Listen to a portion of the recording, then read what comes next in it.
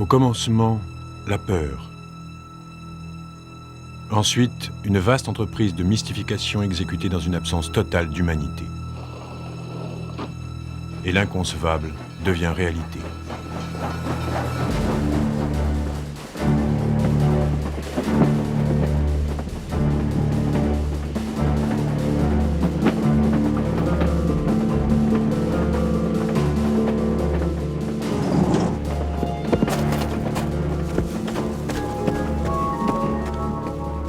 De 1938 à 1945, tout juif, homme, femme, enfant, à portée de main de l'Allemagne nazie, est pris au piège. Les juifs sont traqués pour alimenter le programme d'extermination nazie. Certains parviendront à en réchapper et jureront de poursuivre les instigateurs de la plus vaste opération meurtrière jamais perpétrée.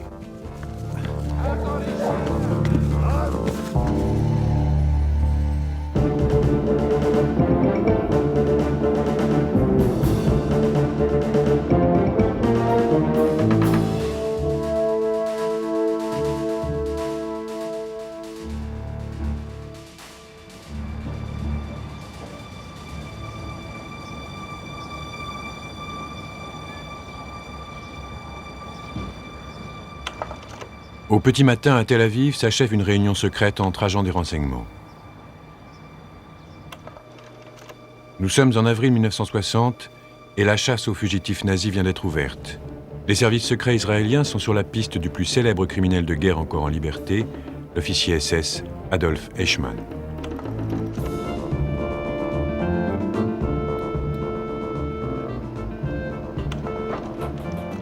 Depuis la fin de la Seconde Guerre mondiale, avant même la création de l'État d'Israël, les agents juifs traquent cet homme. Un obscur soldat allemand qui a progressé dans la hiérarchie SS jusqu'à devenir l'expert juif d'Hitler.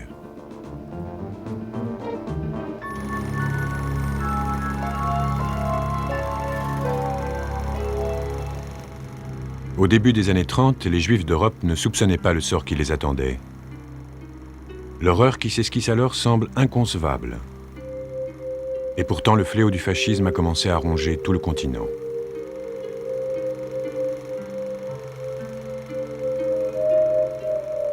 Pour les Européens et surtout pour les Juifs, les vacances seront bientôt finies.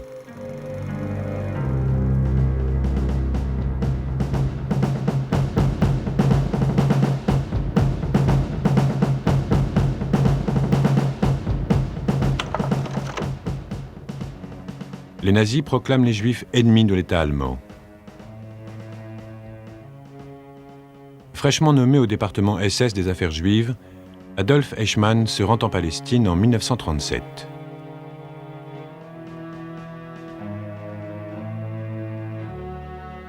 Son intérêt entomologique pour le peuple juif devient une obsession personnelle. Il étudie la structure sociale des Juifs en Europe et les principes du sionisme, une curiosité qui plus tard servira son ascension au sein du Reich.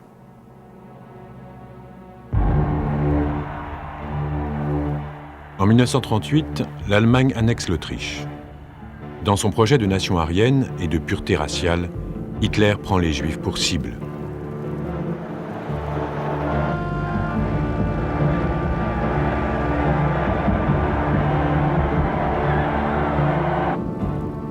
Eichmann est muté à Vienne comme directeur du bureau central de l'émigration juive.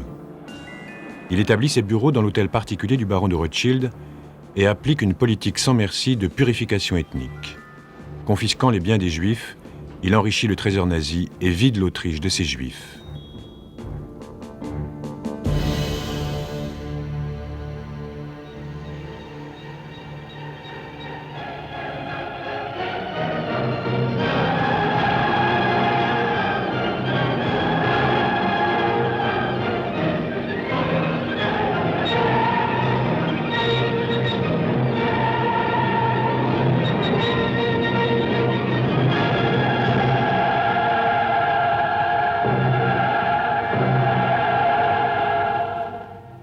Le 1er septembre 1939, l'Allemagne envahit la Pologne, déclenchant ainsi la Seconde Guerre mondiale.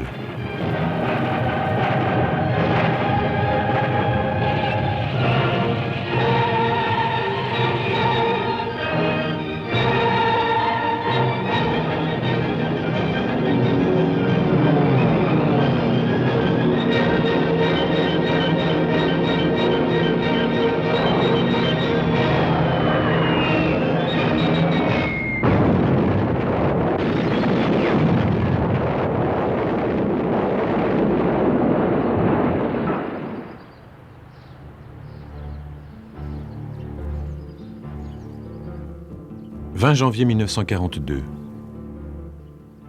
Le cadre enchanteur de cette demeure de Wannsee masque le thème de la réunion qui s'y tient. C'est en effet ici, dans cette paisible banlieue de Berlin, qu'on va répondre à la question « Que faire des Juifs ?» Les plus hauts officiers nazis sont réunis pour décider du sort de quelques 11 millions de personnes. L'officier SS Adolf Eichmann expose son plan. En tant que spécialiste de la question juive du bureau 4, section B4 de la Gestapo et des services de sûreté du Reich, je suis chargé du transport des Juifs. Selon notre calendrier, les opérations seront menées comme suit. Dès qu'un Juif est identifié comme tel, il est arrêté. Il cède tout ce qu'il possède au Reich. Avec une valise et 50 marks en liquide, il se rend dans une gare de jonction éloignée, où il est ensuite mis dans un wagon de marchandises et conduit vers son ultime destination.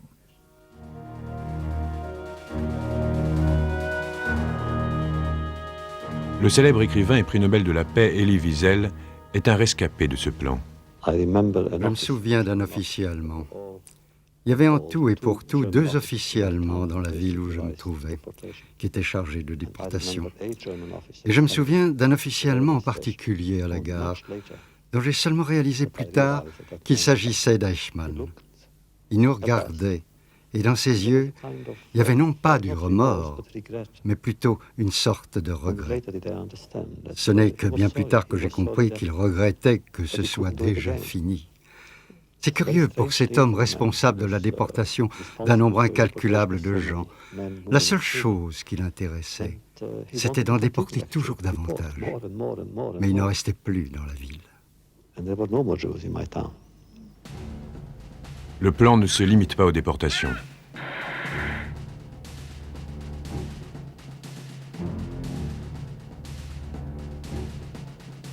Eichmann remplace les exécutions sporadiques par une vaste entreprise de mystification. Les déportations, présentées comme des opérations de regroupement dans 184 camps de concentration, dissimulent en fait un processus d'assassinat systématique.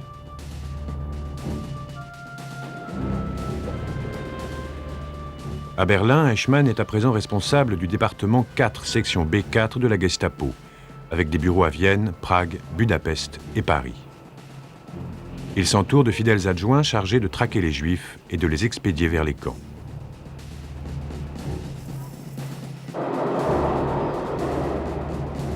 Son plan est démoniaque, mais d'une minutie remarquable. En utilisant le réseau ferré européen, il jette les bases d'un chef-d'œuvre de coordination.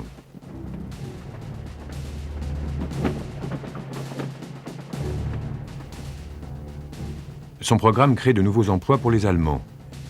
Il favorise l'expansion de la métallurgie pour répondre non seulement aux besoins en armes, mais aussi en voie ferrée.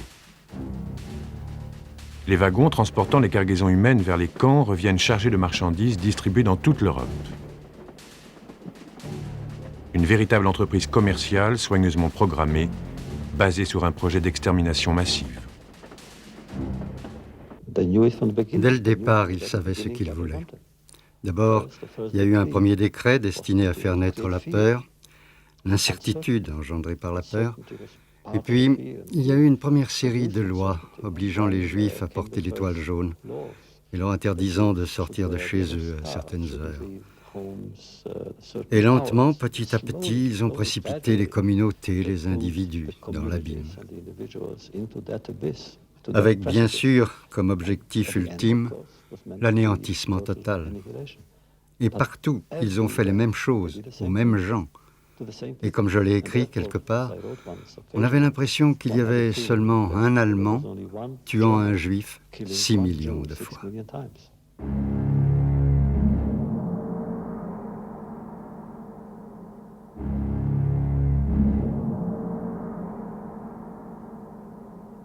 Cette maquette du camp d'extermination de Treblinka en Pologne illustre le processus de mise à mort. Chaque étape est un pas déguisé sur le chemin de la mort.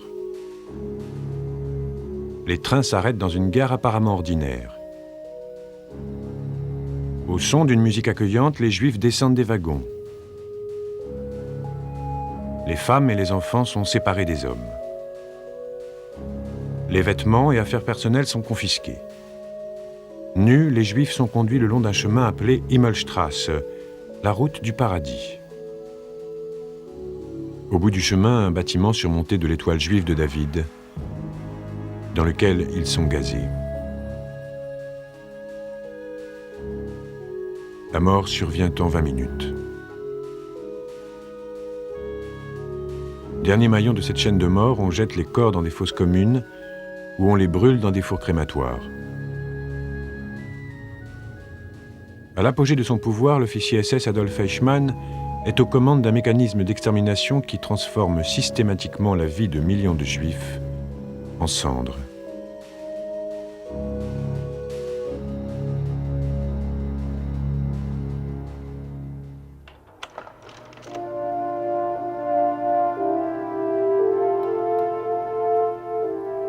Otto Adolf Eichmann naît à Solingen en Allemagne le 19 mars 1906. Il a 8 ans quand sa mère meurt et la famille s'installe à Linz, en Autriche, où son père se remarie. Ils habitent un appartement au premier étage du 32 Landstrasse. La belle-mère de Eichmann est une femme dure et autoritaire. Son père travaille pour la compagnie des tramways et d'électricité au 6 Museumstrasse. Adolf Eichmann est un solitaire réservé. Il n'a pas d'amis.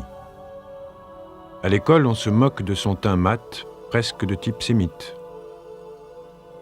Ses camarades de classe l'appellent Der Klein Jude, le petit juif.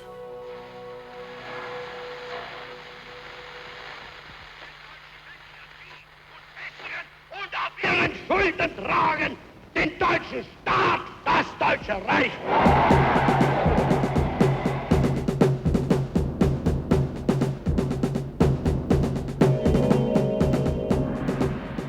Au début des années 30, le fascisme venu d'Allemagne déferle sur l'Autriche et Eichmann est pris dans la vague. Il adhère au Parti national-socialiste autrichien. Très vite, il part pour l'Allemagne où il suit la formation SS, le service de sécurité nazi.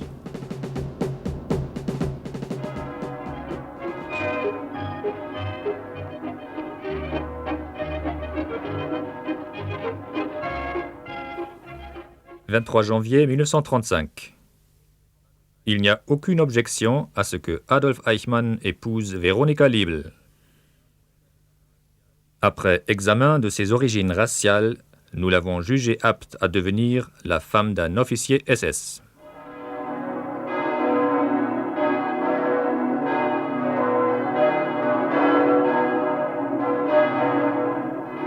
Veronika Liebl est une fervente catholique tchécoslovaque. Ils se marient et emménagent dans une villa de la banlieue de Berlin. C'est là que naît Klaus, le premier de leurs 4 fils. Dans son uniforme SS, Eichmann est le pouvoir personnifié. Un officier nazi infaillible, avec un faible pour les femmes. Il a plusieurs liaisons, dont une avec une certaine Maria Mussenbacher, idylle qui reviendra un jour le hanter.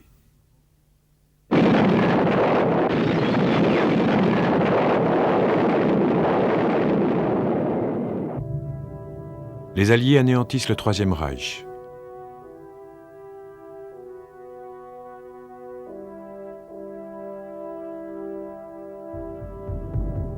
Nous sommes le 8 mai 1945.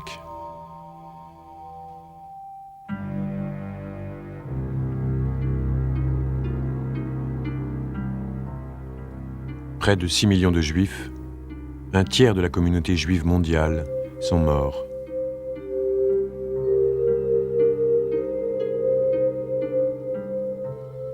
La fin de la guerre oblige les nazis à tenter d'éliminer toute trace de leurs crimes.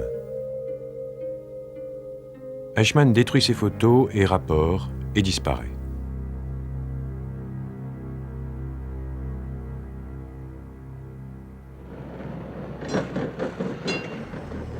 Après la guerre, les Européens s'efforcent de retrouver une vie normale.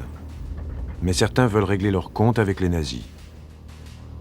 Ce sont d'anciens soldats juifs, alliés à une brigade militaire britannique, se faisant appeler les Avengers, les Vengeurs. Un ancien Avenger connu sous le nom de Ziv Keren est aujourd'hui agent secret israélien.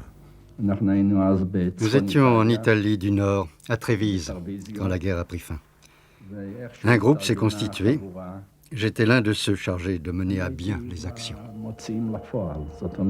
Nous devions nous organiser, passer illégalement les frontières pour essayer de leur mettre la main dessus.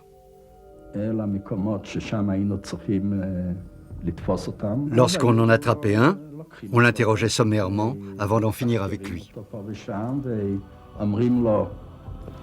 En général, ça se terminait dans une rivière. Il était préférable de ne pas laisser de traces. On faisait du travail très propre.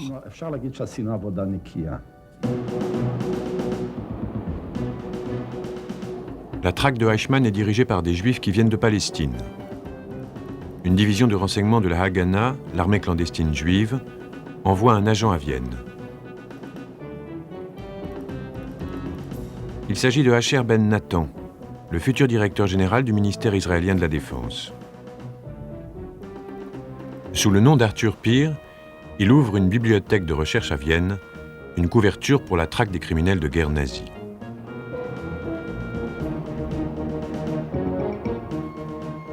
Arthur est persuadé que Eichmann se cache quelque part dans son Autriche natale. Il charge un agent de retrouver la femme de Eichmann. Manos Diamant possède un charme persuasif et parle couramment l'allemand. Nous avons retrouvé sa femme à Badehause, une station balnéaire à environ 30 km de Linz.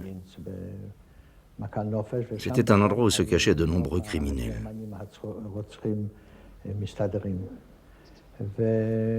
Je vivais en face de chez Madame Eichmann et, pas tout à fait par hasard, j'ai fait la connaissance de ses enfants.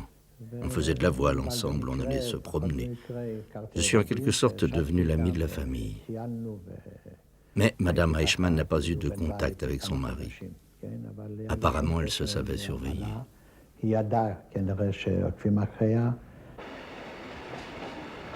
Mais dans son enquête, Diamant souffre d'un sévère handicap. Il a un nom et une longue liste de crimes, mais il ignore totalement à quoi ressemble Eichmann.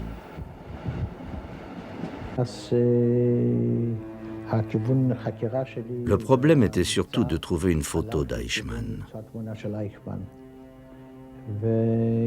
Et à force de faire de l'espionnage, je suis arrivé à localiser la maîtresse d'Eichmann. Maria Muschenbacher habite le village autrichien d'Urfahr, dans un appartement offert par Eichmann, son ancien amant.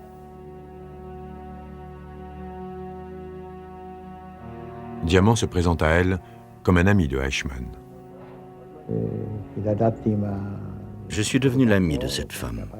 Je suis allé chez elle à plusieurs reprises et à chaque fois je m'arrangeais pour parler photo. Un soir, elle a sorti un album et m'a dit « Voici mon Adolphe ». C'était suffisant pour moi. J'ai bien entendu pris la photo et je l'ai apportée à Arthur. Et il m'a dit cette chose que je n'ai jamais pu oublier. Manos, c'est le premier pas vers la capture d'Eichmann.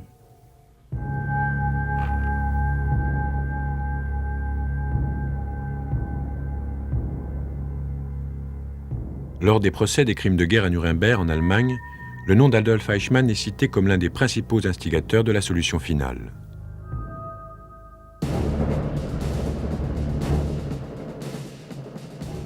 Se sachant recherché, Eichmann se réfugie dans les Alpes autrichiennes, fuyant de cachette en cachette.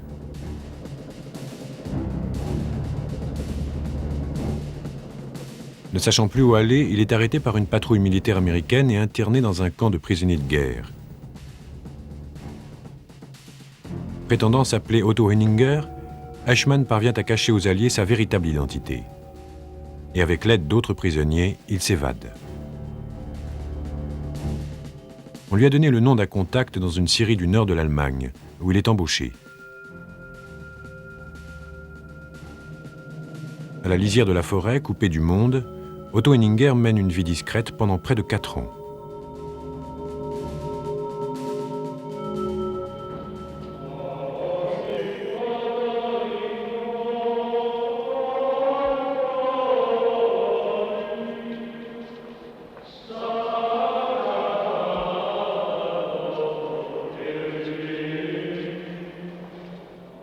En 1949, il apprend qu'il peut obtenir une nouvelle identité grâce au Vatican. Parvenu à Rome, il est hébergé dans un monastère franciscain dans la Via Frascati. Là, il contacte la Société Saint-Raphaël, une organisation vaticane qui aide les réfugiés, y compris les fugitifs nazis. Cette organisation, toujours en activité, a aujourd'hui ses bureaux à Cleveland, aux États-Unis. Eichmann rencontre le père Anton Weber qui lui procure tous les papiers nécessaires pour fuir l'Europe. Le père Weber a été interrogé par l'écrivain Gita Sereni dans le cadre d'un livre. C'était un prêtre du Vatican et aussi le représentant de la Société Saint-Raphaël à Rome. C'est à ce titre qu'il a aidé Eichmann et beaucoup d'autres. Je crois qu'il n'avait aucune idée de qui était Eichmann, tout comme il ignorait qui était Stengel. Mais, et ce mais est déterminant, je pense qu'il savait qu'ils étaient recherchés, qu'ils étaient en fuite, ce qui impliquait donc qu'ils avaient fait quelque chose. Donc, quand je dis qu'il ne savait pas, je veux dire qu'il ignorait jusqu'où ces hommes étaient allés dans l'horreur. Le fugitif nazi est maintenant un réfugié déplacé voyageant sous passeport du Vatican. Et il obtient un visa pour l'Argentine. Le 14 juillet 1950, il embarque à Gênes sur le paquebot Giovanni C. sous une nouvelle identité. Laissant derrière lui le continent européen, il est persuadé qu'il n'aura plus à se cacher.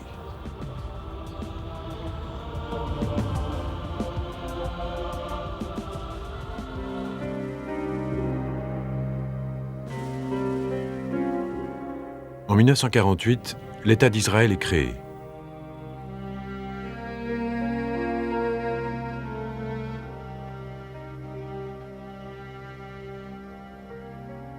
Le dossier Eichmann passe aux mains du Mossad, la nouvelle agence israélienne de renseignement.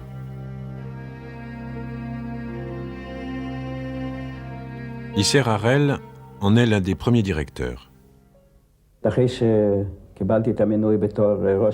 Après ma nomination à la tête du Mossad, une de mes premières tâches a été de m'occuper des criminels de guerre nazis. C'est une mission qui incombe au Mossad en tant que service secret de l'État d'Israël. J'ai essayé de réunir tous les renseignements possibles sur Eichmann, sur Mengele et sur quelques autres.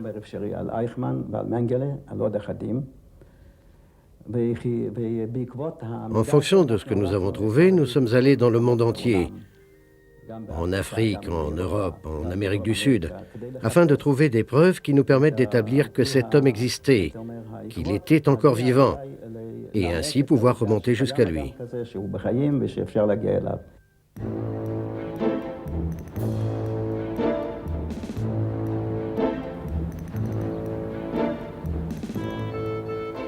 Adolf Eichmann arrive au port de Buenos Aires en août 1950. Il se présente sous sa nouvelle identité et disparaît dans les rues de la capitale argentine.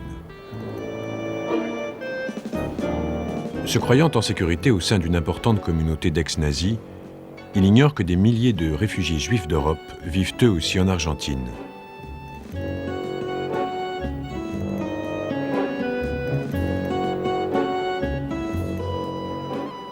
À 44 ans, Eichmann commence alors une nouvelle vie.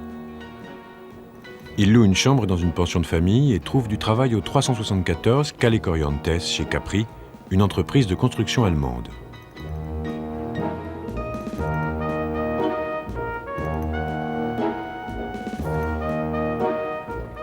Grâce à sa formation technique acquise à Linz, Eichmann se voit confier des relevés topographiques dans la province de Tucumán, à la frontière nord de l'Argentine.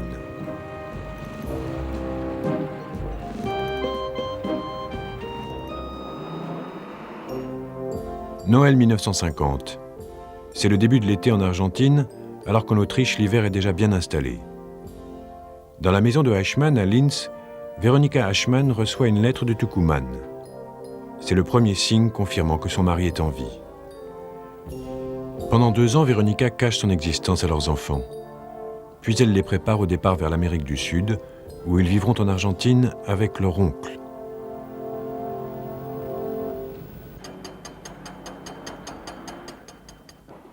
Après 4 semaines de voyage, Veronica Ashman et ses fils arrivent à Tucumán. Cela fait 7 ans qu'elle n'a pas revu son mari.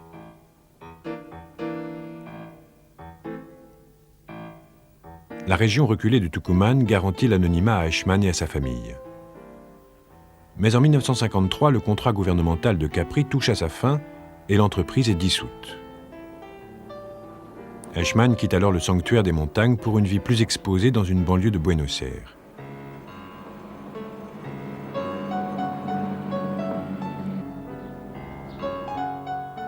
Ashman ouvre un lavomatique, mais son commerce ne marche pas et il est contraint de vendre. Il décroche alors un travail dans une entreprise de métallurgie, mais se fait très vite licencier. Il dirige ensuite un élevage de lapins et fait faillite. Le cerveau de la solution finale est incapable de trouver un travail stable dans le civil. Il trouve finalement du travail chez Mercedes-Benz Argentine et commence à se sentir à nouveau en famille.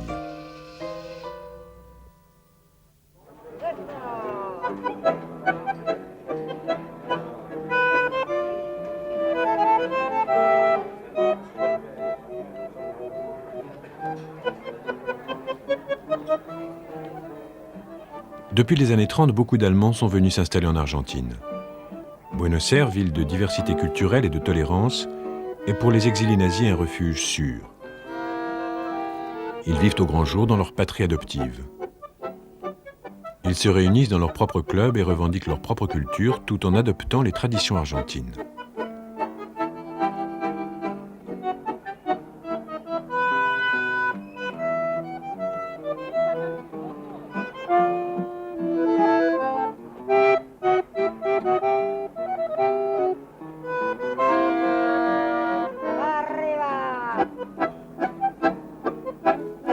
L'Argentine apparaît alors comme le dernier bunker du nazisme, et son dictateur Juan Perón passe pour un fervent admirateur du fascisme européen.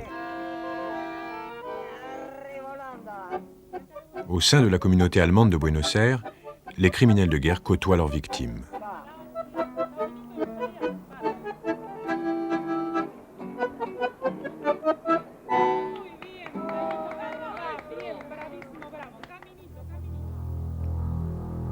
Lothar Hermann est un juif allemand rescapé des camps de concentration et aveugle.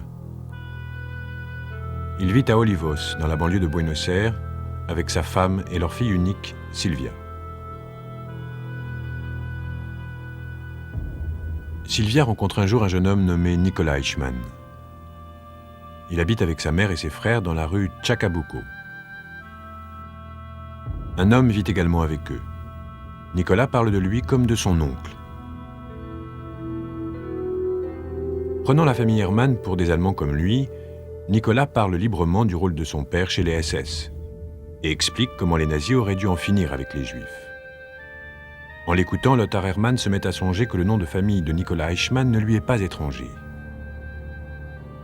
Soupçonneux, il écrit au procureur juif du district d'Essen, en Allemagne de l'Ouest.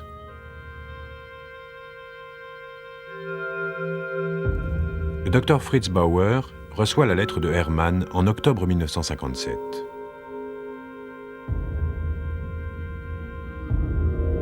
Il informe alors le Mossad israélien que Eichmann pourrait bien se trouver en Argentine.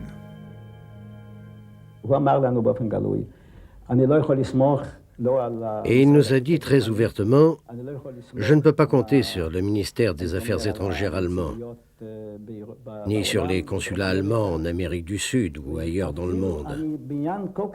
Et dans une affaire aussi délicate, je ne peux même pas compter sur les gens que j'emploie dans mon service. Autrement dit, il craignait une certaine réticence à traiter cette affaire.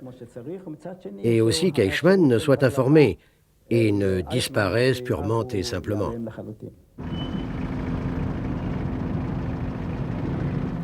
Il circule tellement de rumeurs sur Eichmann que Harel accueille cette information avec un optimisme circonspect. Il envoie en Argentine Ephraim Hofstetter, un enquêteur de la police israélienne parlant l'allemand.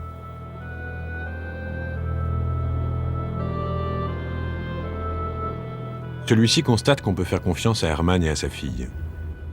Ils ont suivi Nicolas Eichmann jusque chez lui au 4261 rue Chacabuco et ont découvert 2 noms sur un compteur électrique.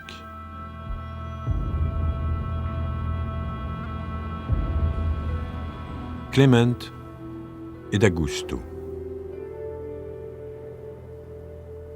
Ils ont aussi découvert que le lotissement dont fait partie la maison est enregistré au nom de Francisco Schmidt, un citoyen autrichien. Hermann en est certain. La véritable identité de Schmidt est Adolf Eichmann. Efraïn Ilani, l'agent du Mossad en Argentine, est chargé d'enquêter sur Schmidt. Mais celui-ci ne correspond pas à la description d'Eichmann telle qu'elle figure dans le dossier. Et il est peu probable que l'infâme officier nazi vive dans un quartier aussi pouilleux que celui de la rue Chacabuco.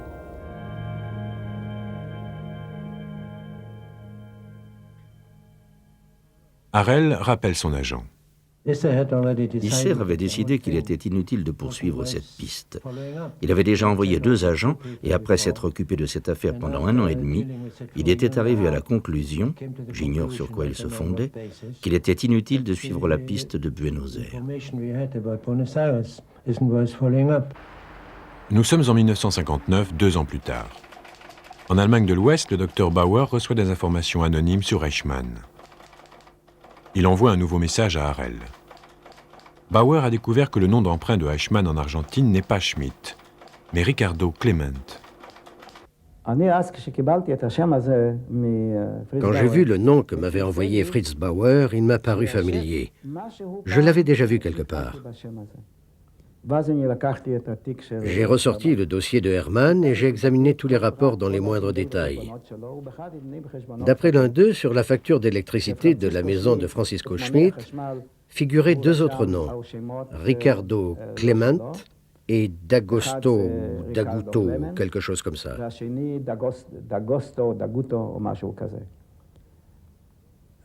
Au moment où j'ai vu ce nom, Clement, je me suis dit, ça y est, on le tient.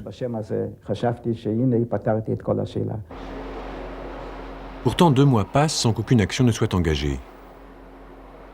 Déterminé à obtenir une enquête sur Clement, Bauer se rend en Israël pour rencontrer son collègue Haim Cohen, conseiller juridique du gouvernement israélien. Le procureur allemand est arrivé à Jérusalem en décembre 1959. Furieux parce qu'il avait senti que nous avions fait capoter l'enquête dont il nous avait chargés. Il a rencontré Haim Cohen, qui a demandé à Isser de venir. Ils se sont mis d'accord pour en finir avec cette affaire. Ensuite, Haim Cohen a appelé Isser et lui a dit « Maintenant ça suffit. Je veux que Zvi Aharoni aille à Buenos Aires et vérifie une fois pour toutes cette information. Est-elle bonne ou non ?» Isser n'a pas pu refuser. Il ne dépendait pas de Haim Cohen, seulement du Premier ministre. Mais il ne pouvait pas refuser ça à Bauer et à Haim Cohen. Il leur a dit « Ok, on y va ». C'est en février 1960 que Zvi Aharoni arrive à Buenos Aires pour mettre la main sur l'instigateur de la solution finale.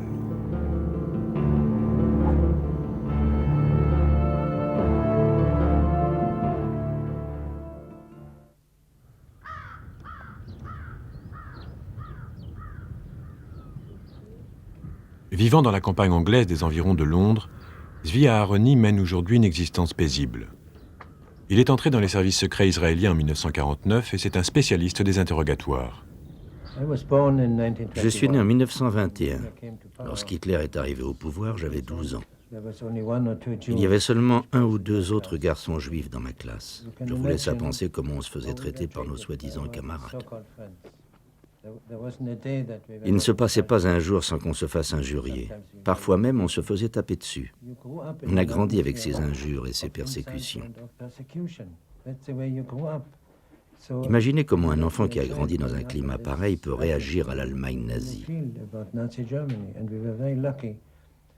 Et encore, nous avons eu la chance de pouvoir nous échapper 1 mois avant la nuit de cristal, la nuit où toutes les synagogues ont été incendiées et où les magasins juifs ont été détruits. Nous avons eu beaucoup de chance de pouvoir nous enfuir. Tous les autres, les oncles, les tantes, les neveux, tous ont disparu. Ils ont connu le sort des 6 millions de Juifs qui ont péri dans les camps de concentration.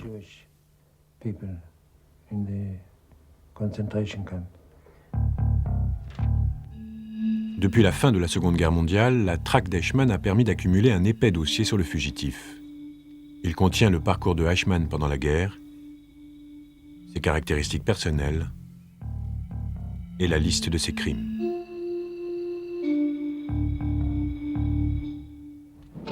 Cuando haga sus apuestas, juéguese por lotería de la provincia de Buenos Aires.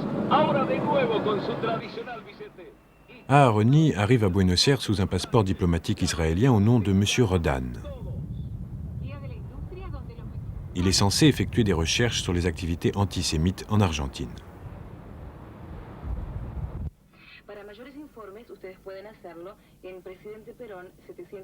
Il dépend de l'ambassade israélienne. Seul l'attaché militaire de l'ambassade est au courant de sa véritable mission. Notre façon de travailler au Mossad, comme dans tous les autres services secrets, c'est que l'on sait seulement ce qu'on doit savoir pour accomplir sa mission. Autrement dit, je n'avais pas la moindre idée de ce qu'il y avait dans le dossier Eichmann avant d'être choisi pour aller en Argentine. Je ne savais pas que 2 personnes y étaient déjà allées. J'ignorais tout de Chacabuco, je ne savais rien du tout. Ça ne faisait pas partie de mon travail. J'ai fait savoir aux contacts que j'avais à l'ambassade que j'avais besoin d'aide sur place et de volontaires pour m'aider. Dès le départ, j'avais décidé que je prendrais certains risques.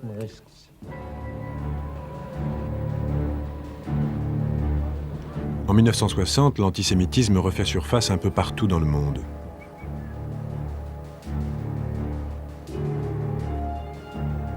En Argentine, de nombreux juifs haut placés sont d'autant plus disposés à aider Aharoni.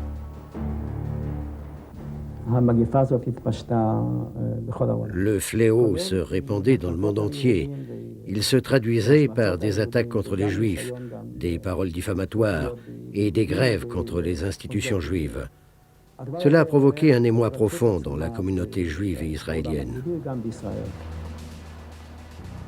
Cette vague d'antisémitisme provoque une crise pour le gouvernement du Premier ministre Ben Gourion.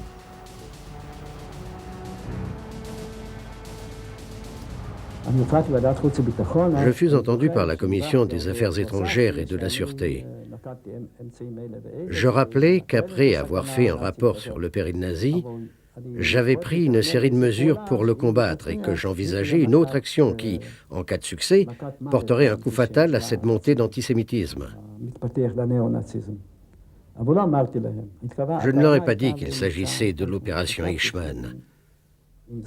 Je me disais que si on parvenait à le capturer et à organiser son procès, ce serait la plus belle riposte de l'État d'Israël et du peuple juif au danger d'un renouveau du nazisme.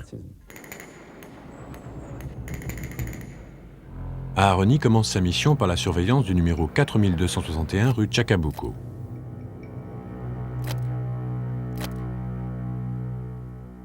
Pour ne pas éveiller les soupçons, il envoie un volontaire inspecter la maison. Celle-ci est vide, hormis quelques peintres qui indiquent qu'une famille allemande a déménagé il y a un mois. Le nom de Clement figure toujours sur le compteur électrique. Aharoni tente de découvrir leur nouvelle adresse. Le 4 mars était, selon le dossier, le jour de l'anniversaire du fils aîné de Eichmann. Je me suis dit que c'était l'occasion rêvée. J'ai donc acheté un cadeau, un briquet assez cher, et j'ai fait un paquet à l'ambassade. Puis j'ai demandé à un de mes aides d'aller à Chacabuco et de le faire remettre à Nicolas Clement. L'idée étant que, comme l'expérience me l'a appris, les gens sont davantage disposés à vous aider lorsqu'il s'agit d'aller livrer quelque chose. Si vous voulez obtenir quelque chose et que vous dites « ce type me doit de l'argent, je le cherche », les gens sont moins serviables.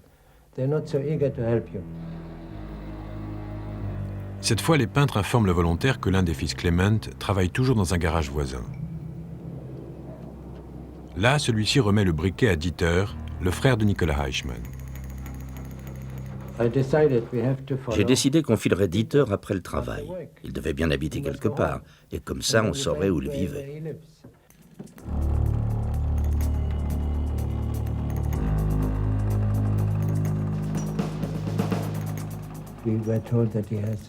On nous avait dit qu'il avait un scooter, et nous avons essayé d'en suivre un, mais sans être sûr que ce soit le bon.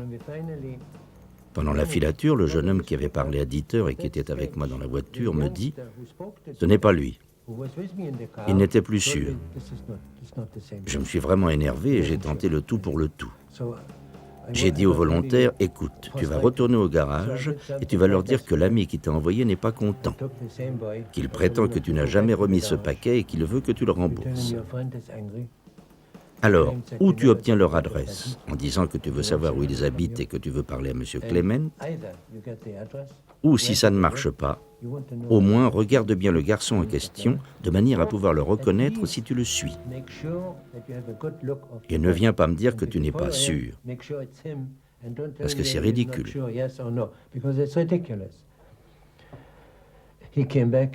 Il est revenu avec l'adresse. Enfin, ce n'était pas une adresse, mais des indications pour le trouver.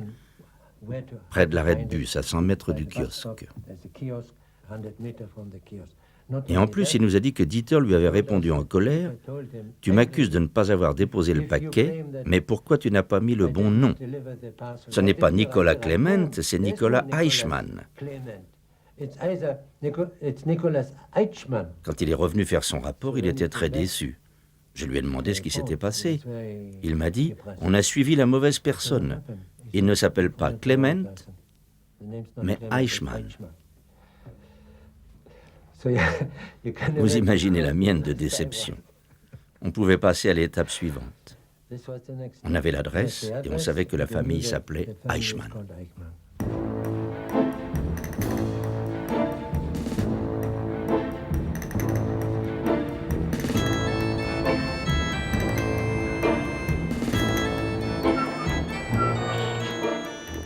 La famille Eichmann a déménagé à San Fernando, une commune misérable de la banlieue de Buenos Aires. La seule richesse de la commune est la main-d'œuvre ouvrière qu'elle fournit à la ville. La plupart des maisons n'ont ni eau courante, ni plomberie ou électricité, ni adresse officielle.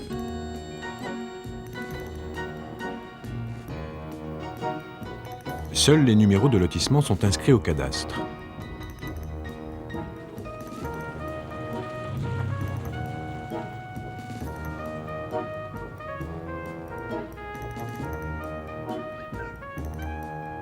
Aharoni reçoit l'aide d'un autre volontaire. Naftali, un architecte, est chargé de retrouver le nom du propriétaire d'une certaine maison de la rue Garibaldi. 2 jours plus tard, il est arrivé avec un sourire jusque-là. Et pourtant, je n'avais jamais prononcé le nom d'Eichmann. Il ne savait pas qui je cherchais. Mais il avait deviné. J'ai trouvé le nom du propriétaire du terrain numéro 18, m'a-t-il annoncé. Il s'agit d'une certaine Veronica Liebel de Fishman. Pour moi, cela signifiait 3 choses. 1. Nous savions qu'avant de se marier, la femme d'Eichmann s'appelait Veronica Liebel. 2. Entre Fishman et Eichmann, il y a seulement une barre qui manque.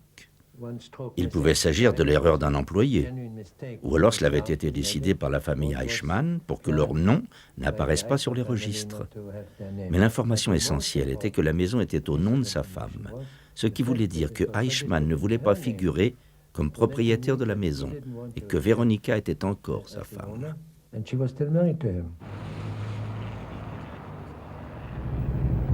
Le lendemain matin, Aharoni espionne la maison.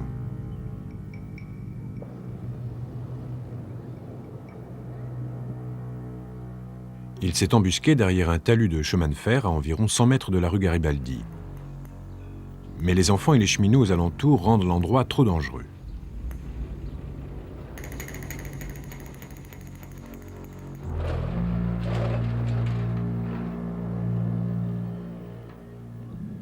Aharoni change donc de poste d'observation. Petit à petit, il se rapproche de la maison.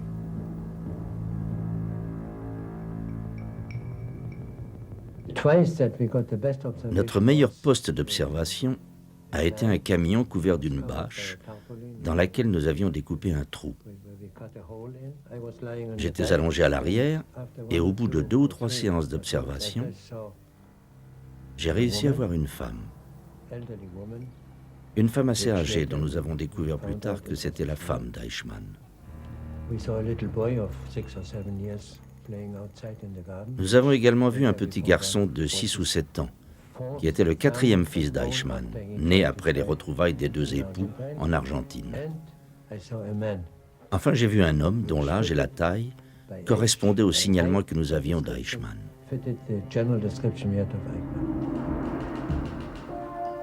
Aharoni se précipite à l'ambassade et envoie en urgence un message codé au quartier général du Mossad, à Tel Aviv. Il a retrouvé Eichmann.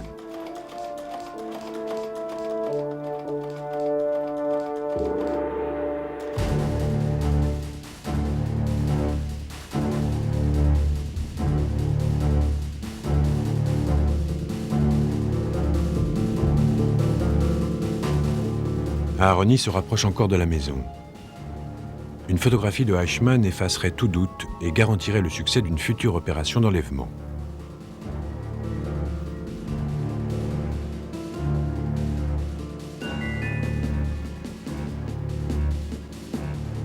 Mais ayant peu d'expérience sur le terrain, Aharoni commet une grave erreur qui risque de tout compromettre.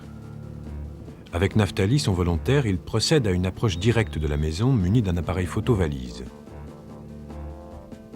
Margarita, la femme de Nicolas, vient à leur rencontre. Aharoni se présente comme un homme d'affaires américain et explique que sa société souhaite acheter des terrains pour construire une usine.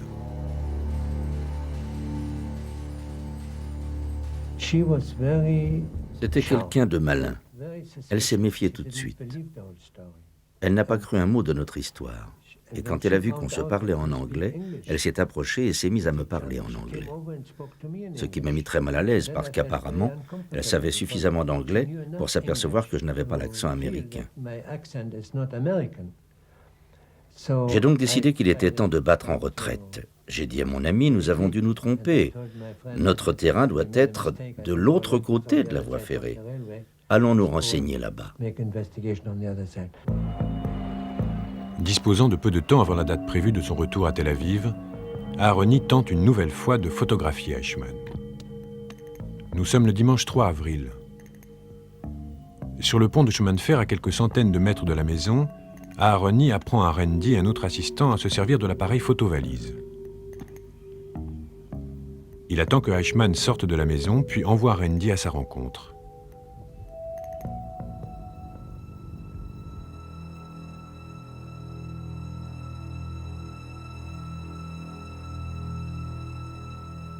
L'objectif de l'appareil coïncide avec un minuscule trou dans le système de fermeture.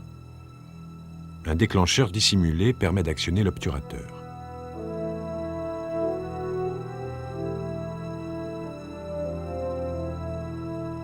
De loin, Aharoni observe avec anxiété Randy s'approcher de Eichmann et de son fils Dieter. Il est convenu qu'il demandera s'il n'y a pas de maison à vendre dans le coin.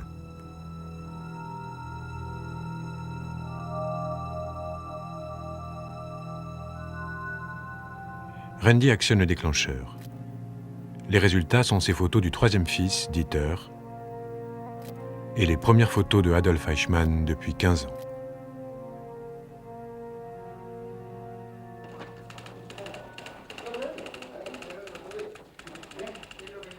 Aharoni reçoit l'ordre de rentrer. Sur le vol de correspondance entre l'Europe et Israël, il rencontre son chef, Isser Harel, qui voyage dans le même avion. Vous êtes sûr que c'est notre homme? Qu'il s'agit bien d'Eichmann, m'a-t-il demandé. J'ai alors sorti une photo de ma poche dont j'avais gardé un exemplaire. Je vous assure qu'il n'y a pas le moindre doute. Voici sa photo. Là, il m'a dit, « D'accord, dans ce cas, nous allons l'arrêter. »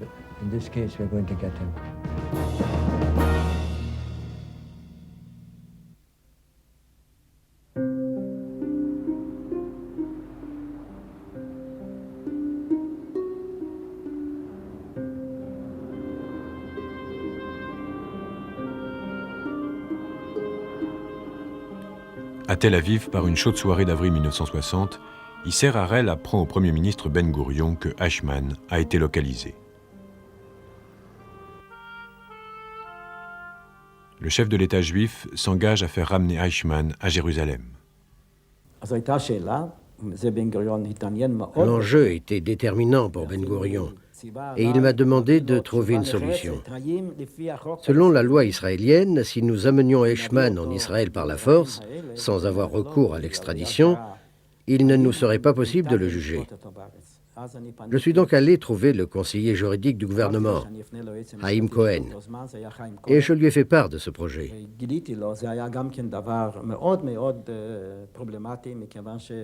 C'était en soi assez délicat parce que Cohen était chargé de l'application des lois en Israël, et j'étais en train de lui expliquer comment j'allais les enfreindre. Et nous savions que ce serait une question cruciale à l'ouverture du procès. Avons-nous le droit de juger Eichmann ? Cohen m'a répondu que oui, mais qu'il devait consulter le ministre de la Justice, Pinchas Rosen, qui était ce qu'on peut appeler un vrai libéral, respectant les procédures à la lettre. J'étais d'accord pour qu'il le consulte.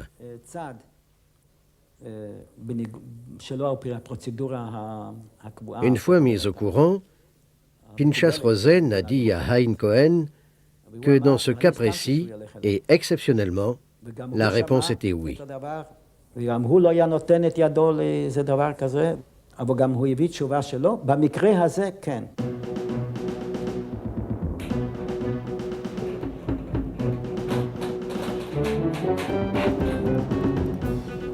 Harel sélectionne une équipe de 13 agents pour l'opération Eichmann. Leur mission consiste à capturer un homme dans un pays étranger à 15 000 km de là et à le ramener clandestinement en Israël. À leur disposition, voyages arrangés, faux papiers, maisons sûres, itinéraires de secours, activités de couverture et des douzaines de plans de rechange.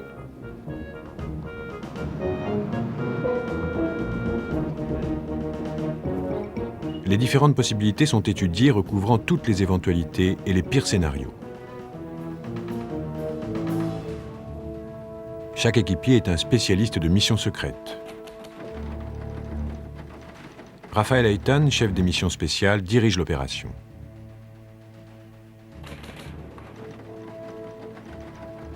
Abraham Shalom, spécialiste des opérations de terrain, est l'adjoint de Eitan.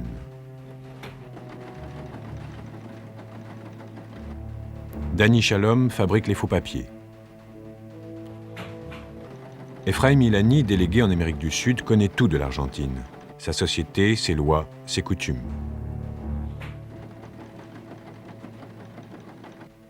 Zev Keren est l'homme à tout faire de l'équipe.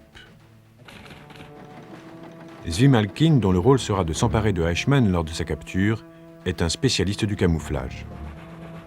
Et Zvi Aharoni, qui parle couramment l'allemand, devra mener l'interrogatoire de Eichmann. J'ai choisi différents agents du Mossad, des gens qui avaient l'habitude de travailler à l'étranger et qui savaient s'adapter aux missions spéciales. J'ai également pris des agents des services commandos capables à la fois de planifier l'opération et de la mener à bien. C'était une équipe capable d'improviser. Et je ne citerai que deux noms, ceux de Rafi Eitan et d'Abraham Shalom. Ils faisaient partie de nos meilleurs agents.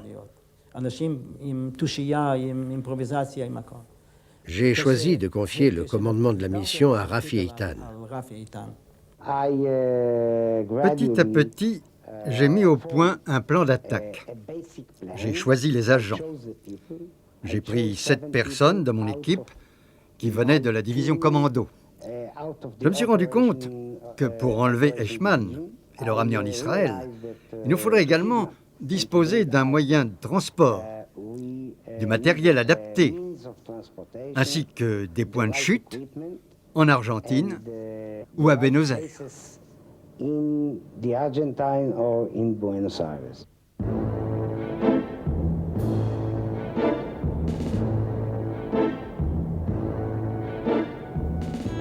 Le 24 avril, Zvi Aharoni retourne à Buenos Aires en se faisant passer pour un homme d'affaires allemand. Avec lui, 3 autres agents envoyés en éclaireur.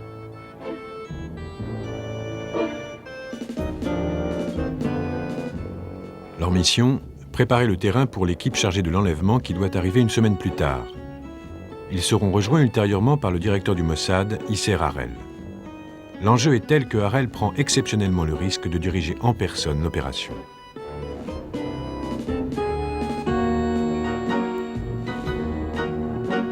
Le jour même de l'arrivée des éclaireurs, le commandant adjoint de l'opération, Abraham Shalom, insiste pour voir la maison localisée par Zvi Aharoni.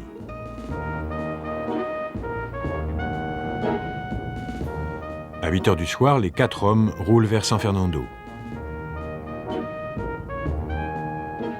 Une chose qui se révélera déterminante pour l'organisation de l'enlèvement. Alors que nous roulions vers la maison, entre le kiosque et la maison qui était à 150 mètres, nous avons vu Eichmann qui se dirigeait vers chez lui. Abraham Shalom a été le premier à le voir et il s'est écrié « Le voici, voilà notre homme ». J'ai donné un coup de frein bien trop brusque. Je n'avais aucune raison de freiner, ça aurait pu alerter Eichmann. Quoi qu'il en soit, j'ai freiné et nous l'avons regardé descendre la rue et rentrer chez lui. C'était un coup de chance parce que tous les soirs, aux alentours de 8 heures, il prenait le même bus pour revenir du travail et faisait ensuite le chemin à pied jusque chez lui, ce qui nous laissait tout le loisir de l'observer.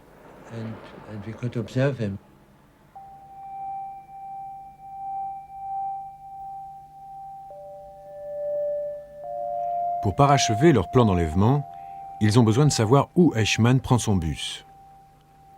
Le lendemain, Aharoni se retrouve sans le vouloir tout près de sa cible. Je suis monté à bord de l'autobus à Gouropa et à ma grande surprise, le seul siège libre se trouvait être juste derrière l'homme que nous soupçonnions d'être et qui était, nous le savons maintenant, Eichmann. J'ai donc dû m'asseoir derrière lui. Imaginez un agent secret israélien assis à 30 cm de l'homme responsable de l'extermination de son peuple.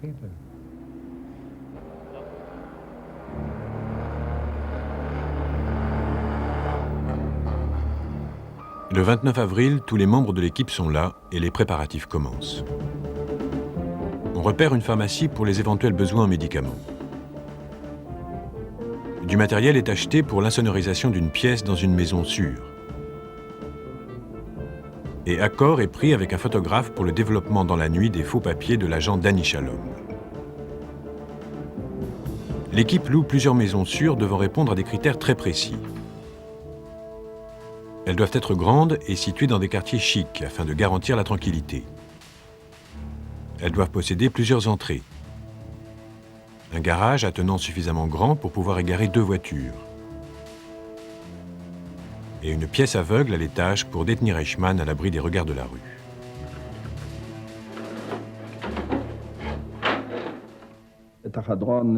Nous avons insonorisé la pièce avec des couvertures. Comme ça, s'il se mettait à crier, par exemple, personne ne l'entendrait. En plus de ça, il y avait comment dire, une sorte de grand placard, comme on en trouve souvent dans les appartements en Israël. J'y ai installé un matelas.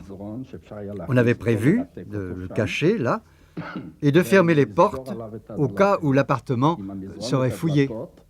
2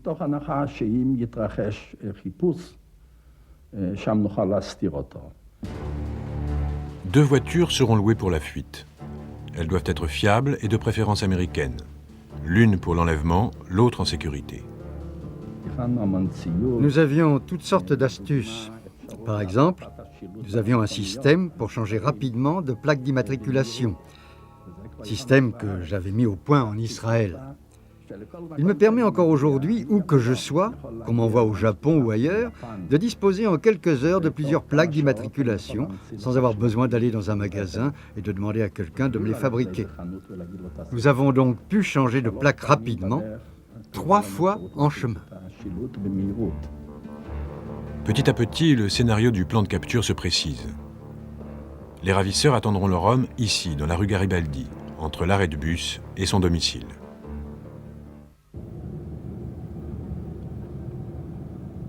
Le 1er mai, le directeur du Mossad arrive à l'aéroport d'Ezeza.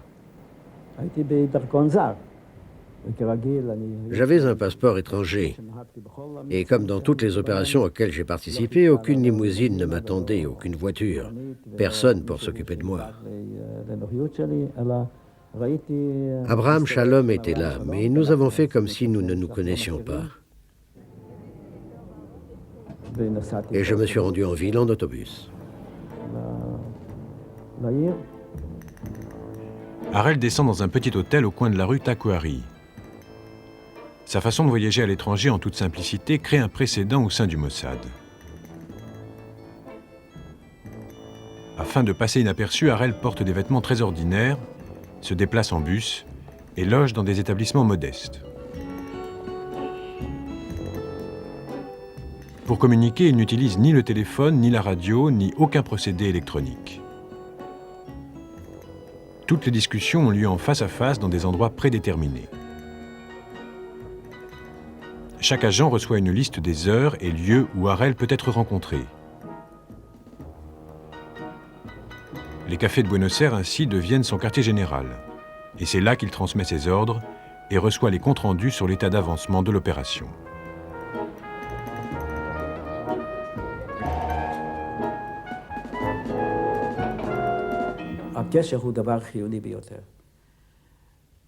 La communication est un élément d'une importance capitale, que ce soit pour recevoir des informations ou pour transmettre des ordres.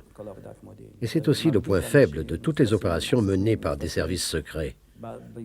La plupart des agents sont interceptés parce qu'ils ont utilisé une radio ou parce que leur code secret a été découvert. Lors d'une réunion tardive dans la maison principale, les agents finalisent leur plan de capture. Cette carte originale indique l'emplacement sur la route 202 de l'arrêt où doit stopper le bus 203 à 19h45.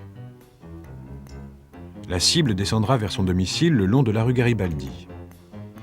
Ses ravisseurs l'attendront ici, la seconde voiture étant garée à plusieurs mètres de là. Une fois leur cible capturée, les deux voitures quitteront le quartier, empruntant un itinéraire préétabli jusqu'à la maison. Les différents itinéraires possibles jusqu'à la maison sont tracés par Abraham Shalom. Il connaissait la région. De tous les policiers argentins, pas un seul ne connaissait la région et ses routes aussi bien que lui. Je n'avais donc pas besoin de lui dire comment faire son travail.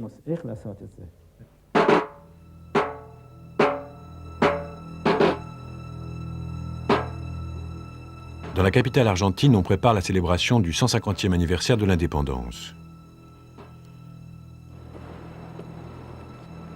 Des délégations du monde entier, y compris d'Israël, sont attendues à Buenos Aires. Les forces de sécurité sont renforcées et surveillent toute activité suspecte. Dans cette atmosphère tendue, le champ d'action des agents devient très limité.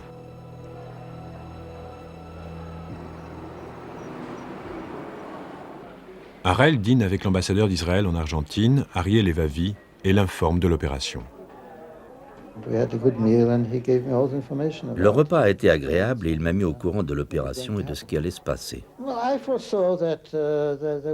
J'ai tout de suite su que ce serait le tollé général dans les milieux politiques. En fait, j'étais trop optimiste. Ça a été pire que ce que j'avais prévu. Mais évidemment, connaissant la mentalité des Argentins, j'ai compris que faire ça, surtout au moment de l'anniversaire de l'indépendance, alors que des présidents, des chefs d'État et des ministres étrangers venus des quatre coins du monde se réunissaient à Buenos Aires pour participer aux cérémonies, oui, faire ça ne pourrait que susciter des réactions de colère.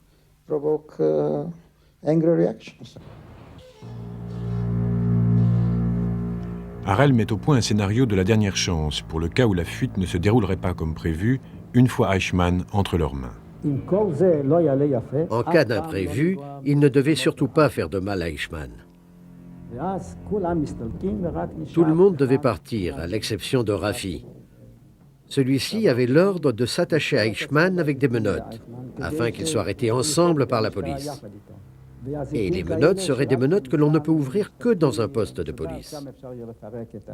Une fois au poste, Rafi demanderait à parler à un fonctionnaire haut placé. et il lui dirait « Nous sommes des volontaires israéliens. Nous avons appris que Eichmann était ici, alors nous avons voulu le capturer et vous le remettre afin qu'il soit jugé. » Le Café Opéra est le lieu de rendez-vous convenu avec les agents pour informer Harel de l'issue de l'opération. Le 11 mai 1960, Harel donne le coup d'envoi de la capture de Eichmann.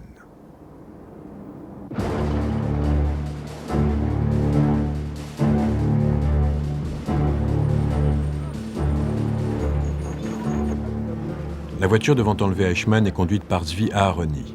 Zev Keren est à ses côtés. Rafi Eitan, le chef de l'opération, est assis à l'arrière avec Zvi Malkin, chargé de se saisir de Eichmann. Abraham Shalom est au volant de la seconde voiture avec un docteur prêt à intervenir en cas d'urgence médicale. Les voitures se mettent en place. Zev Keren regarde sous le capot en faisant semblant d'inspecter le moteur.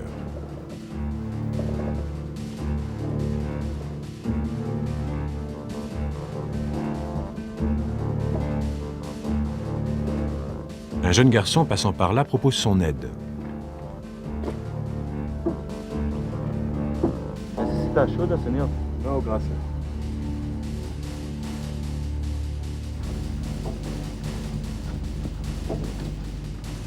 À 19h42, le bus 203 est en vue.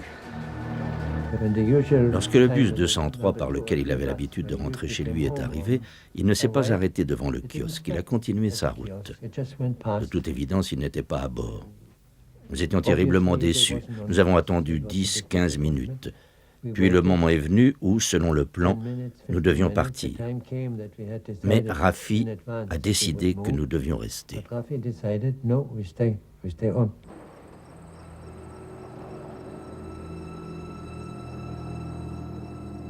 20h05, un second bus arrive.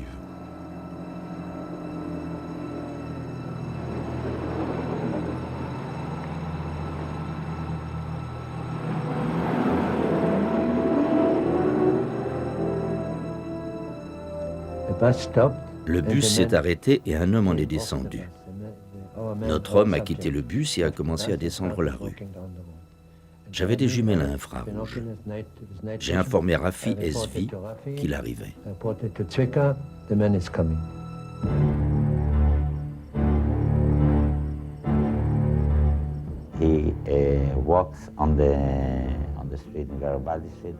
Il a descendu la rue Garibaldi. Il était à une cinquantaine de mètres de chez lui. J'étais là, j'attendais. Je me tenais un peu éloigné car je ne voulais pas qu'il me voie trop tôt. L'agent Zvi Malkin attend le moment pour lequel il s'est entraîné. Mais tandis que leur homme se rapproche de la voiture, Aharoni remarque un détail qu'il n'avait pas noté auparavant. J'ai fait un signe à Zvi et je lui ai dit « Il a une main dans sa poche. Fais attention, il est peut-être armé. » L'information arrive au cerveau, on ne peut pas l'empêcher. Et j'ai légèrement modifié le plan. Il fallait que d'une main je lui bloque le bras et que de l'autre je l'immobilise. J'ai commencé à avancer. Il marchait dans ma direction et moi dans la sienne. Je devais arriver à sa hauteur près de la voiture et lui poser une question. C'était la seule phrase que je connaissais en espagnol. Un momentito, signor. Nos regards se sont croisés. J'ai vu la peur dans ses yeux et je lui ai dit « Un momentito ».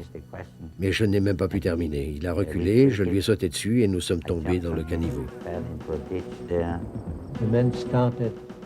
Il s'est mis à pousser des cris et des hurlements. On devait l'entendre à 2 km à la ronde. C'était très fâcheux.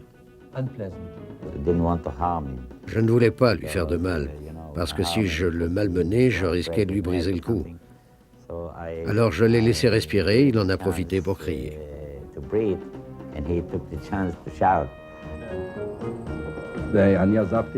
Je me suis éloigné de la voiture. Il s'est débattu quand je l'ai saisi par les jambes.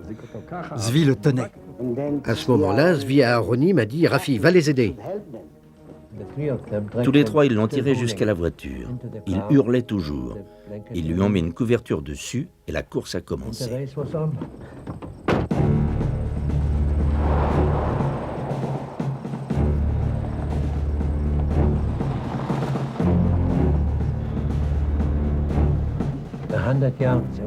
À 100 mètres de sa maison, je lui ai crié en allemand «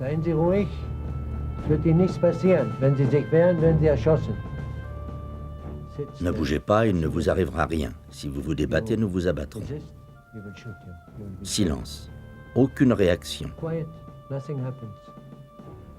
Alors je lui ai crié en allemand « Vous comprenez ?» Pas de réponse. Alors je lui ai crié en espagnol « Quelle langue parlez-vous ?» Pas de réponse. Je me suis dit peut-être qu'il s'est évanoui, peut-être qu'il est inconscient. Et nous avions parcouru environ 1 kilomètre. Nous n'avions pas roulé plus de 3 minutes en tout cas. Quand il a dit dans un allemand parfaitement compréhensible et tout à fait correct,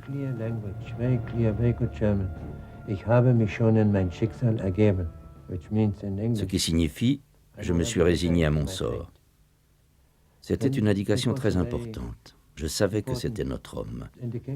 Il était allemand, il n'était pas mort, il n'était pas inconscient, et il avait quelque chose sur la conscience. Il avait été rattrapé par son destin. Par précaution, les voitures font demi-tour. La seconde voiture suit celle où se trouve Eichmann, prête à intervenir en cas de problème avec la police.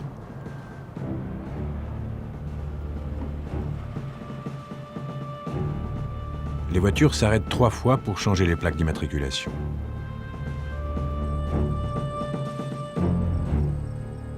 À 21h, elles arrivent à la maison prévue.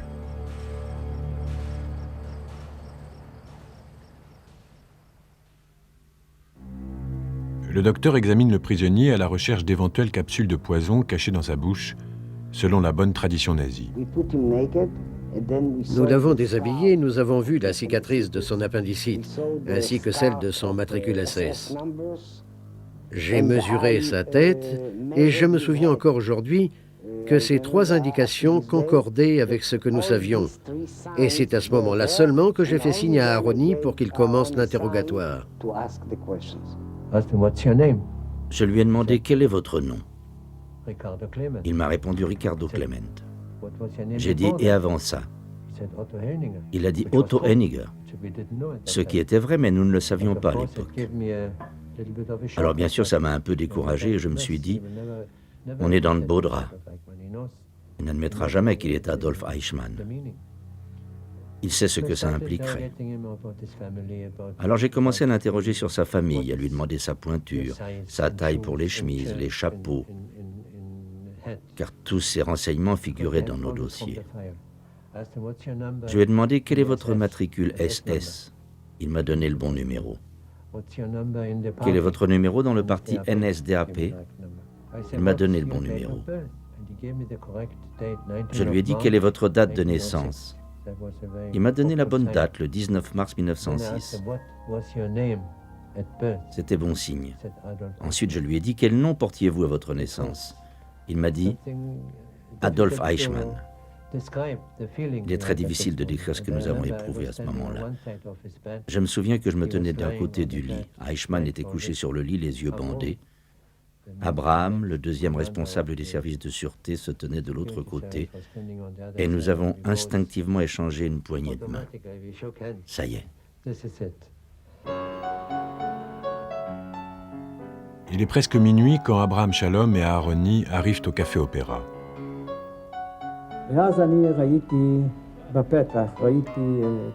Tout à coup, je les ai vus dans l'embrasure de la porte. Ils étaient sales, ils avaient les traits tirés. Avant même qu'ils n'arrivent à ma hauteur, j'ai deviné que tout s'était bien passé. Leurs yeux brillaient.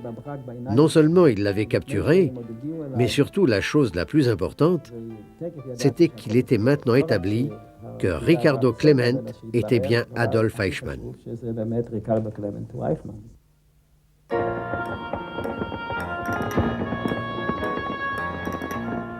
Les célébrations de l'indépendance de l'Argentine commencent. Dans la pièce insonorisée de la maison, Eichmann a les yeux bandés et une jambe enchaînée à son lit. L'ancien officier nazi est gardé jour et nuit. Il peut se raser, se laver et est nourri à la cuisine cachère. Tous les jours, l'agent Ephraim Ilani épluche les journaux locaux pour voir si on parle d'un Allemand disparu.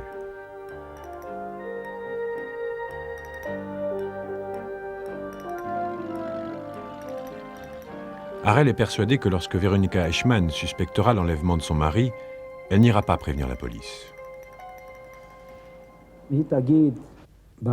Si elle avait dit quelque chose comme en réalité, mon mari n'est pas Ricardo Clement, mais Adolf Eichmann. Il est recherché dans le monde entier. Peut-être que les Juifs l'ont capturé. » Elle aurait révélé la véritable identité de son mari. Parce qu'en Argentine, il vivait sous une fausse identité.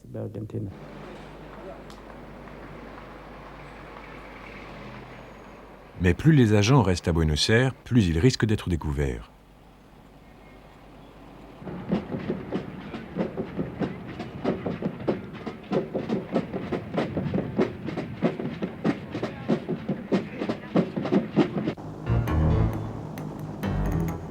C'est depuis Israël qu'est lancée l'étape suivante de l'opération Eichmann. Les diplomates invités aux célébrations de l'indépendance de l'Argentine embarquent à bord d'un avion El Al à destination de Buenos Aires. Aucun service régulier n'existant entre Israël et l'Amérique du Sud, Harel a demandé à la compagnie d'affréter pour l'occasion un vol spécial. Le Britannia 4X AGD de la El Al atterrit sur l'aéroport d'Ezeiza.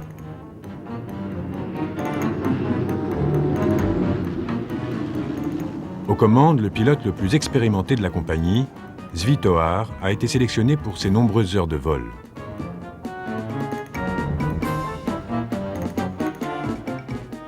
La délégation menée par le ministre Abba Eban ignore que l'avion va servir à faire sortir clandestinement Eichmann d'Argentine. Parmi les membres de l'équipage figurent des agents du Mossad et une unité de commando recrutée pour une mission secrète qu'Harel ne leur dévoile qu'à ce moment-là.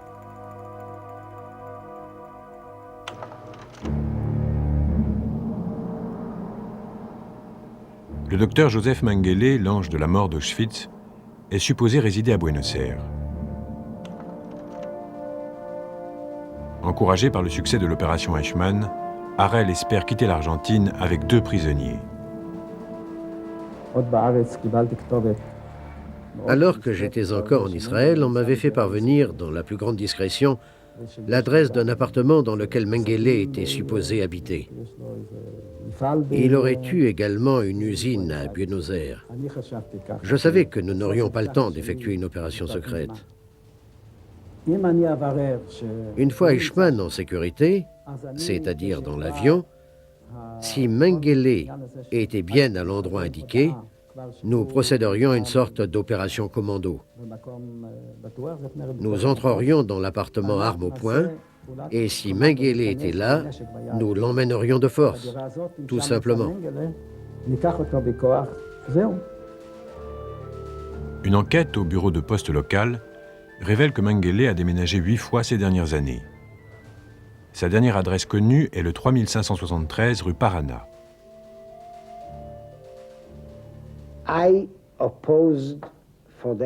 J'étais absolument contre cette opération. Isser s'est malgré tout mis à la recherche de cet homme.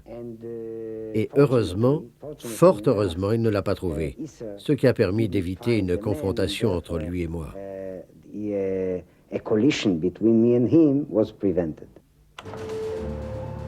Fuyant à la suite d'une demande d'extradition déposée par l'Allemagne de l'Ouest, Mengele a disparu quelques mois avant l'arrivée de l'équipe. La tentative d'enlèvement d'un second nazi échoue. Dans la maison gardée, Zvi Aharoni tente de persuader Eichmann de se présenter de son plein gré devant la justice israélienne. Ça m'a pris 1 jour, 2 jours, 3 jours. Et puis le 3e jour, avant même que j'ouvre la bouche, il m'a dit « Je suis prêt à vous suivre et à être jugé ». Aharoni persuade également Eichmann de confirmer son consentement par cette déclaration manuscrite.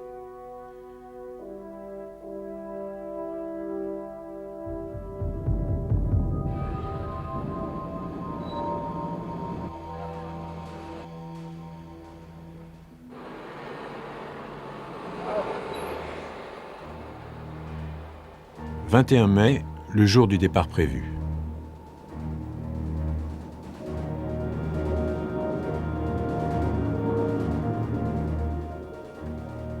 Harel attend l'arrivée de l'équipe à l'aéroport. Dans la maison, on fait prendre à Eichmann un sédatif. Il est habillé avec l'uniforme de l'équipage El Al.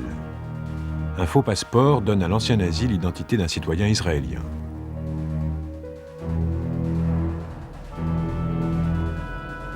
Drogué, il est conduit à l'aéroport.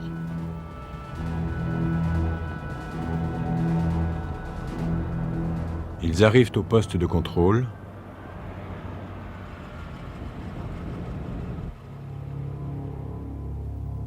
Et reçoivent l'autorisation de passer.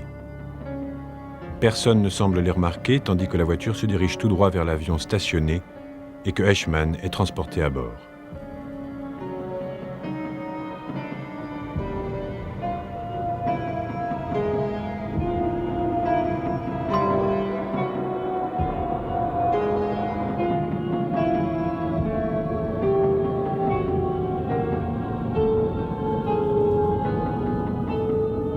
Adolf Eichmann est maintenant totalement aux mains des Israéliens.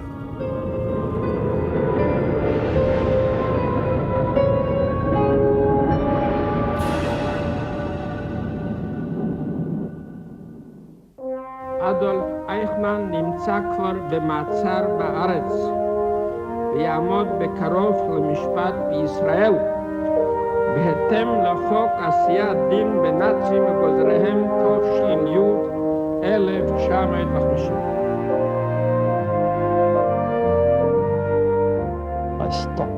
Je me suis arrêté net dans la rue. Je n'ai même pas acheté un journal. Je me suis arrêté. Je ne pouvais plus bouger. J'étais avec un ami. Il m'a regardé et m'a dit « Que se passe-t-il » Je lui ai répondu « Eichmann a été capturé ». Et j'ai pensé ce que j'ai pensé en d'autres occasions, à savoir que l'histoire juive a un grand sens de l'imagination. Qui aurait cru que Eichmann, qui symbolise à bien des égards ce qui est arrivé au peuple juif, ce qu'il a fait au peuple juif, qui aurait cru que quelques juifs l'arrêteraient et le conduiraient devant la justice? Ils ne l'ont pas tué. Ils auraient pu le tuer à Buenos Aires. Non, ils l'ont emmené en Israël, ce lieu même que Eichmann voyait comme quelque chose de complètement différent, un ghetto. Mais ce n'était pas un ghetto.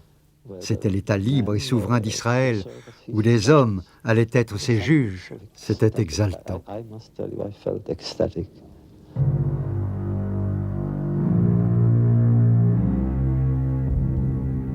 L'accusé est présenté devant un auditoire international.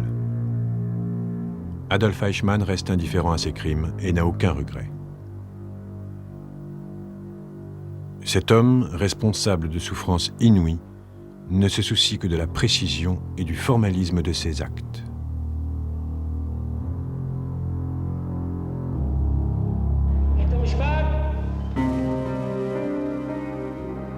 Le procès commence le 11 avril 1961.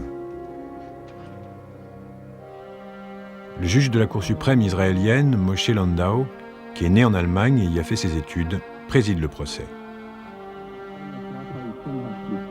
Eichmann est accusé conformément à la loi de 1950 sur les nazis et leurs collaborateurs.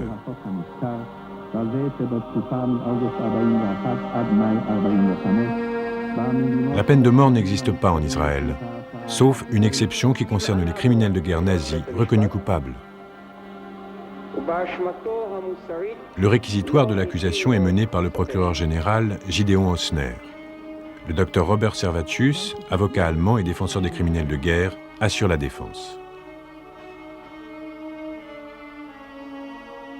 C'est à la fois l'homme et le système qui lui a conféré son pouvoir qui sont ainsi jugés. Mais Eichmann nie toute culpabilité. Il prétend n'avoir fait qu'obéir à des ordres.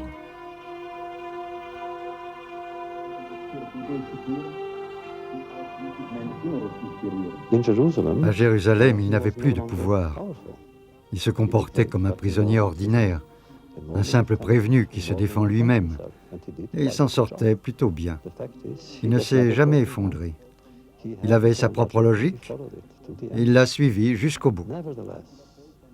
Néanmoins, j'avais peur de lui à Jérusalem, encore plus que dans ma petite ville. J'avais peur du pouvoir de destruction qui émanait de lui. Avec ou sans uniforme, il était toujours une incarnation du mal.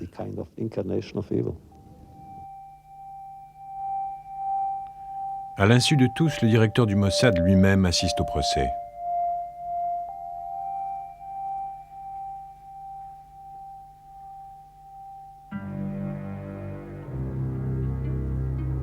Pour la première fois, on demande à plus de 100 survivants de revivre leur cauchemar. Des documents attestant les ordres donnés par Eichmann sont présentés, et le procès démontre que Eichmann agissait de son propre chef.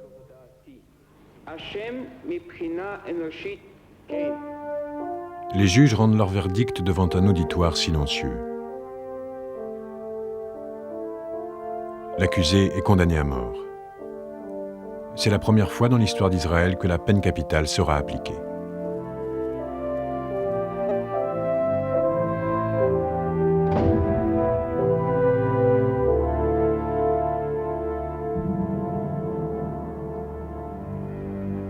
À minuit, le 31 mai 1962, Adolf Eichmann est pendu. Son corps est incinéré et ses cendres sont jetées à la mer pour que rien de lui ne subsiste. C'est Michael Gilad qui est chargé de disperser ses cendres.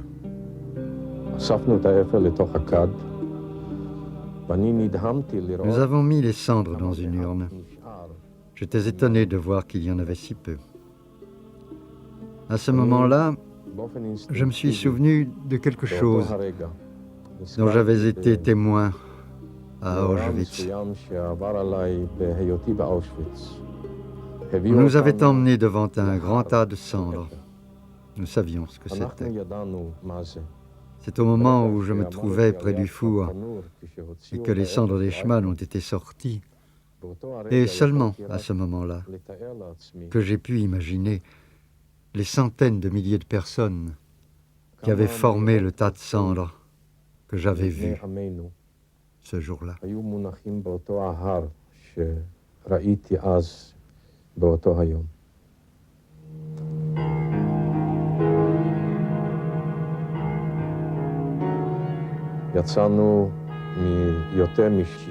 Nous sommes allés à plus de 10 kilomètres des côtes, en dehors des eaux territoriales israéliennes. Puis nous avons répandu les cendres et j'ai réussi à réciter « Qu'ainsi périssent tous tes ennemis, ô Israël ».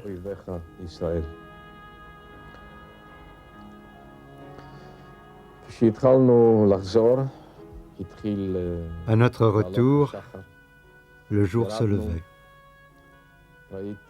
Nous avons débarqué. J'ai vu Tel Aviv se réveiller. Nous avons traversé la ville en voiture. J'ai vu les enfants aller à l'école, les pêcheurs rentrer au port, le soleil au-dessus de la ville juive, au-dessus de mon pays. Et à ce moment-là, j'ai senti comme un réconfort. J'ai senti une tranquillité après l'orage que nous venions de traverser.